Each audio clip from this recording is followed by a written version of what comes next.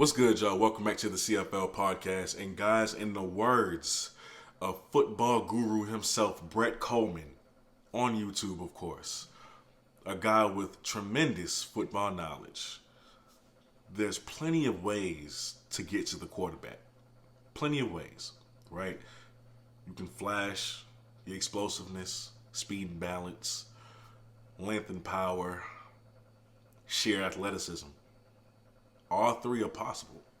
And every now and again, there's this one prospect who can really shake things up and do all three.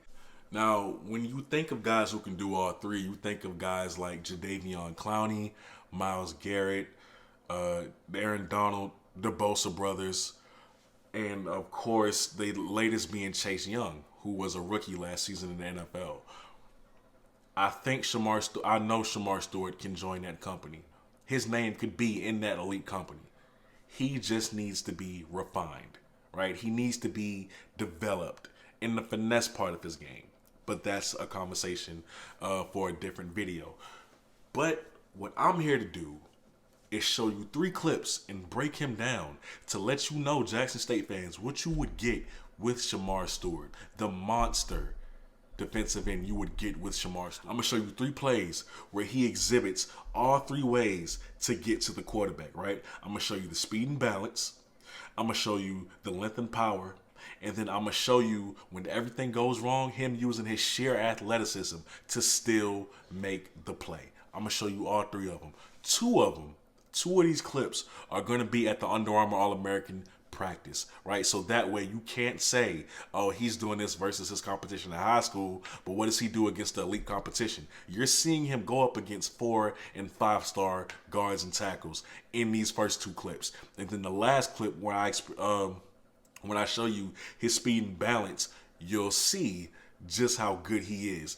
That one won't be at the Under Armour All-American game. That'll be a clip from his sophomore year, just to show you that he's really like this and that he's been doing this.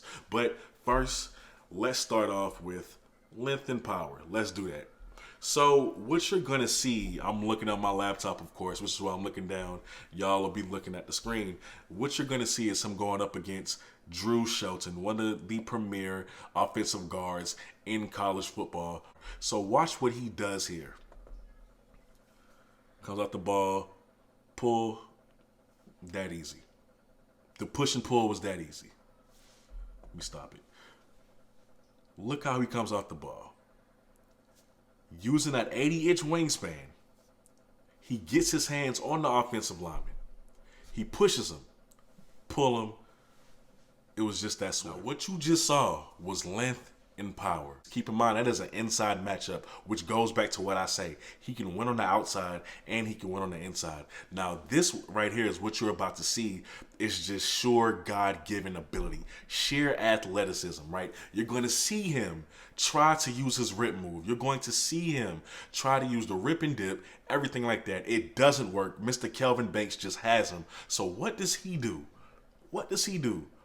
Uses one hand, puts it on his shoulder, buries him in the dirt. Check it out. Look, it's not working. One hand, that easy.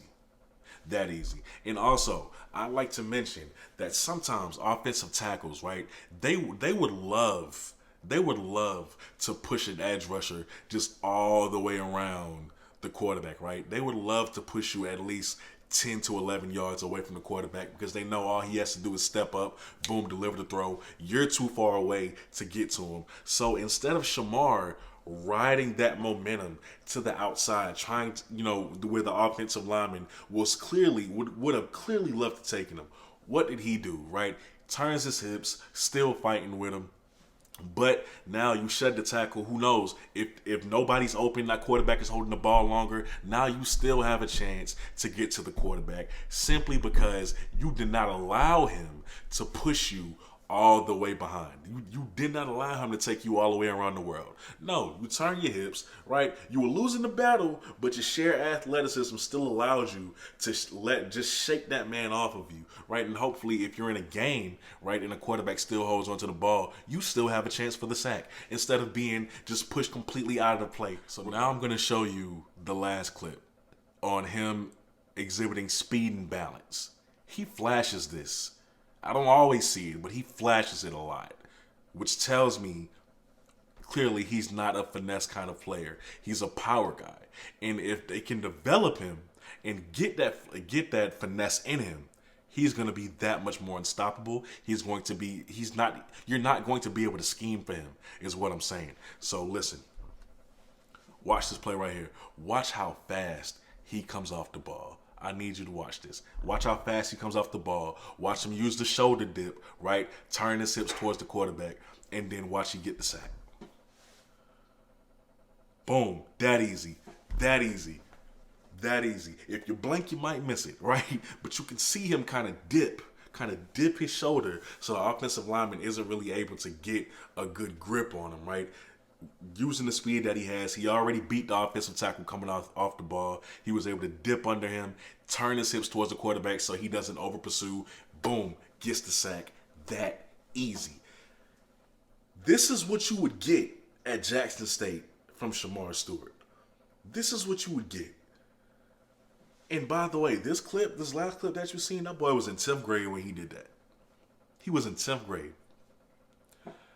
If Jackson State can develop him, it's over with. It's over with. I don't know how you're going to be able to scheme for him. A freshman who's built that way, who was built that way since his freshman year, who's going to put up, he added 20 pounds of muscle to his frame, I'm sure. 20 pounds of mass was added. Y'all, don't let this boy come to Jackson State. I'm telling you. Don't let Coach Prom get him.